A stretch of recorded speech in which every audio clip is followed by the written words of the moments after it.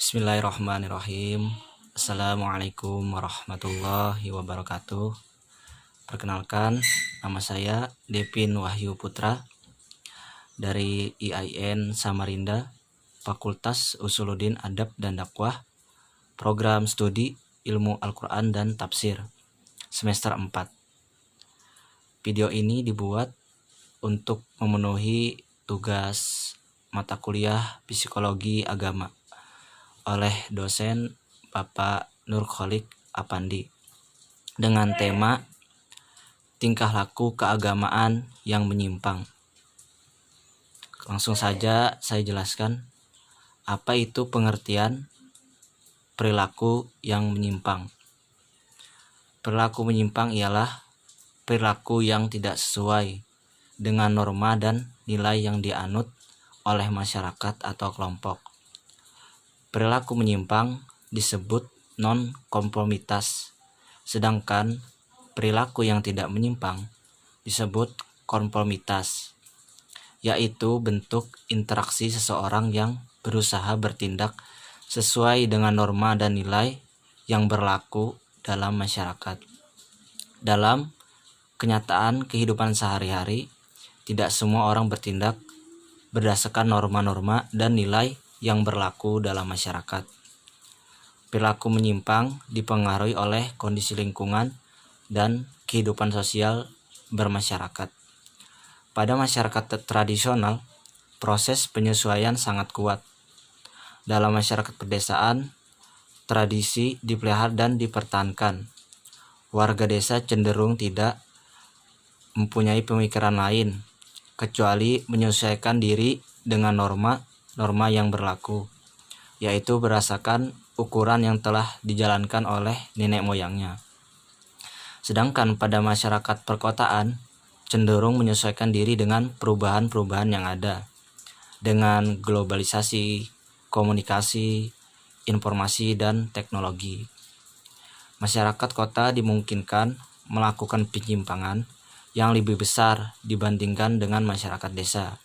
Mengapa? Karena hal ini terjadi karena setiap individu kurang saling mengenal dan kurang adanya interaksi, sehingga mereka tidak tabu urusan orang lain. Kontrol sosial dalam masyarakat pedesaan tidak dapat diterapkan di masyarakat perkotaan. Menurut Kasmiran, sifat dan sumbernya norma itu dapat digolongkan menjadi dua jenis, yaitu 1. Tradisional. Tradisi merupakan norma yang proses perkembangannya berlangsung secara otomatis dan nilai-nilai yang membentuknya berasal dari bawah. Karena proses pengembangannya cukup lama, sehingga sering tidak diketahui lagi sumber serta alasan tentang mengetahui suatu perbuatan selalu dilakukan pada waktu-waktu tertentu yang diyakini kebenarannya. Yang kedua, yaitu formal. Norma ini melalui pembentukan dari atas dan bersumber dari berbagai ketentuan formal yang berlaku di masyarakat. Sumbernya dapat berupa undang-undang, peraturan, atau kebijaksanaan formal dari pengusaha masyarakat yang materinya merupakan norma yang dijadikan tolak ukur salah benarnya tingkah laku dan kehidupan masyarakat. Dari pernyataan di atas terlihat bahwa baik norma tradisional maupun formal bersumber dari nilai-nilai luhur yang diperkirakan dapat dijadikan tolak ukur tingkah laku. Dalam masyarakat beragama, walaupun secara tegas sulit untuk diteliti, diyakini norma-norma yang berlaku dalam kehidupan tak mungkin lepas dari nilai-nilai agama yang mereka anut. Karena itu, dalam kondisi yang bagaimanapun, bentuk tingkah laku yang menyimpang masih dapat diketahui dan dibedakan dari norma-norma yang berlaku. Selanjutnya di poin B, teori-teori penyimpangan. Ada beberapa teori penyimpangan, yaitu dari Edwin H. Sutherland mengemukakan teori differential association atau dalam kurung pergaulan yang berbeda. Ia berpendapat bahwa penyimpangan bersumber dari pergaulan yang berbeda. penyimpang itu terjadi melalui proses alih budaya, yaitu proses mempelajari budaya yang menyimpang. Edwin M. Lemert mengemukakan teori labeling. Ia berpendapat bahwa seseorang yang baru melakukan penyimpangan pada tahap pertama oleh masyarakat sudah diberi cap sebagai penyimpang. Misalnya disebut penipu, pencuri, wanita nakal, dan orang gila. Dengan demikian, pelaku akan terdorong untuk melakukan penyimpangan tahap berikutnya dan akhirnya menjadi suatu kebiasaan. Selanjutnya, Robert K. Merton mengemukakan teori yang menjelaskan bahwa perilaku menyimpang merupakan penyimpangan melalui struktur sosial. Dalam struktur sosial dijumpai tujuan atau kepentingan. Tujuan tersebut adalah hal-hal yang pantas dan baik. Cara-cara buruk seperti menipu tidak dibenarkan. Perilaku menyimpang terjadi kalau ada ketimpangan antara tujuan yang ditetapkan dan cara atau sarana untuk mencapai tujuan. Teori Merton adalah struktur sosial yang menghasilkan tekanan ke arah memudarnya kaidah anomie dan perilaku menyimpang.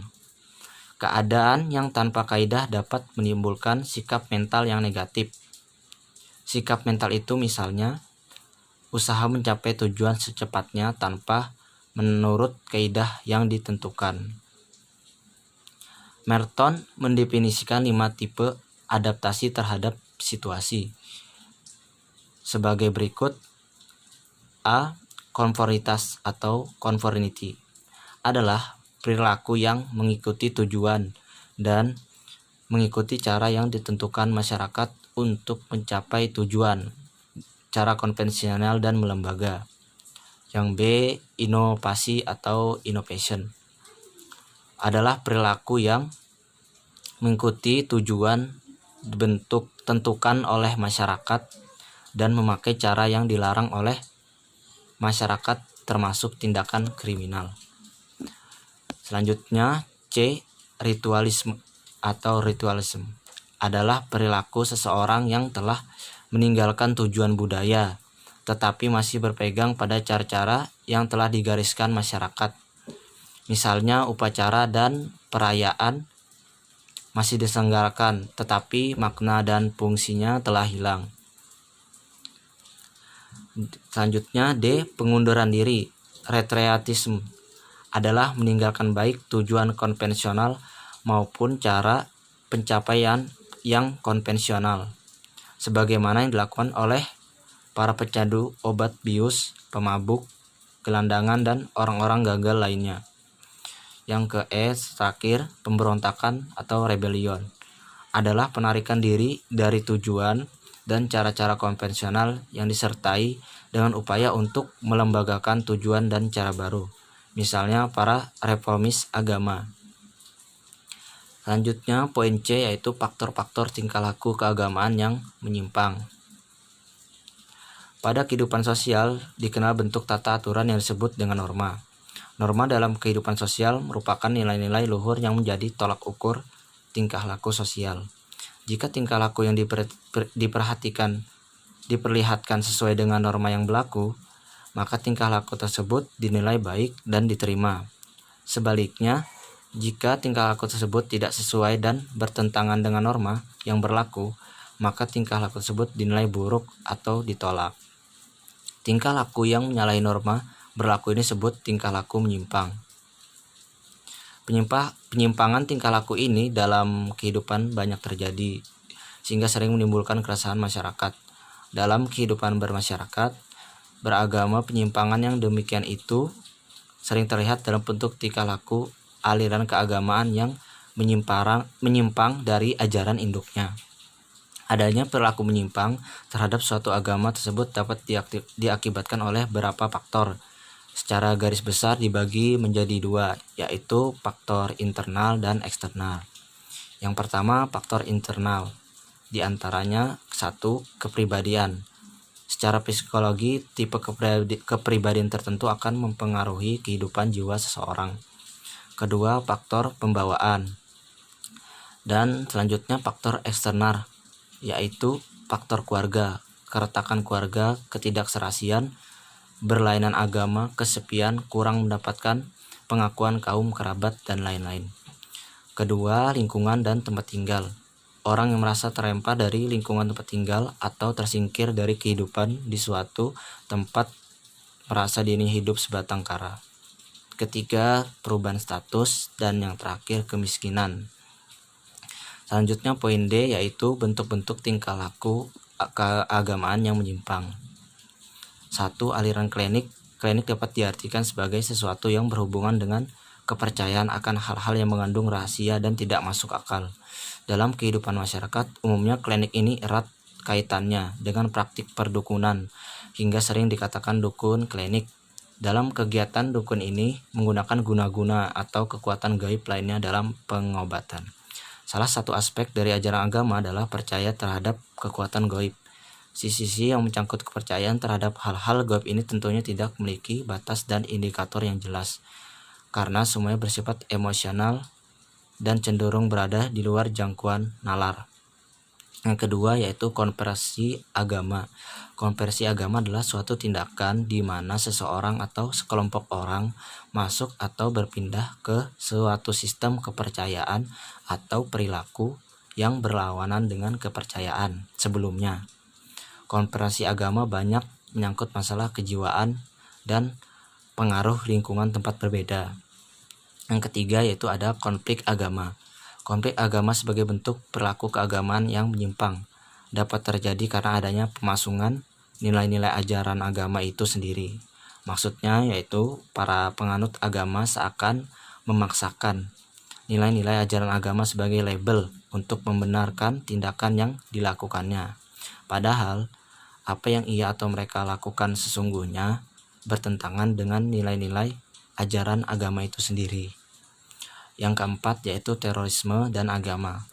Terorisme berasal dari kata teror yang secara etimologis mencakup arti perbuatan yang sewenang-wenang, usaha menciptakan ketakutan, kengerian, dan kekejaman oleh seseorang atau golongan. Yang terakhir yaitu poin E, berapa solusi bagi penyimpangan tingkah laku keagamaan. Tingkah laku keagamaan akan tidak mengalami distorsi manakala norma atau nilai yang melandasi keyakinan yang melahirkan tingkah laku itu mampu menjawab berbagai hal yang menyebabkan terjadi perubahan atau pergeseran tingkah laku tadi. Untuk menghindari terjadinya penyimpangan tingkah laku keagamaan, ada beberapa solusi alternatif, antara lain 1. Menyajikan agama dengan performa yang senantiasa menarik. Kedua, menyajikan agama dalam bentuk sesuatu kebenaran yang tidak pernah bergeser dan senantiasa teruji dan dapat teruji. Ketiga, mengupayakan pengangkatan status sosial pengikut suatu agama. Dan yang terakhir, keempat, menampilkan nilai atau norma agama dengan mengedepankan apa yang dinilai sangat positif bagi kemaslahatan kehidupan masyarakat. Oke, mungkin sampai di sini saja penjelasan saya. Kurang lebihnya mohon dimaafkan.